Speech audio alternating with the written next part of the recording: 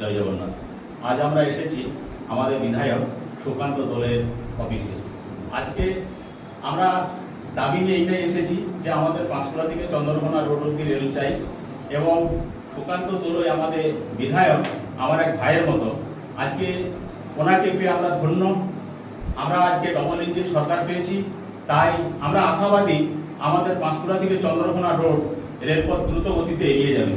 আমি কয়েকটি কথা বলার জন্য ভাইকে অনুরোধ করব।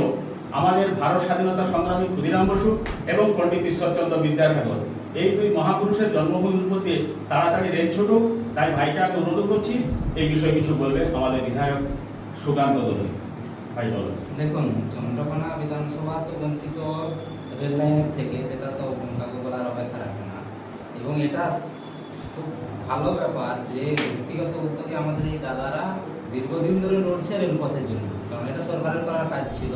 তো আমাদের ব্যক্তিগতভাবে যেখান থেকে জনমত সংগ্রহ থেকে শুরু করে যা যা বিভিন্ন দপ্তরে যাওয়া থেকে শুরু করে ওনারা করছেন, ওই জন্য অসংখ্য ধন্যবাদ জানাচ্ছি ওনাদেরকে।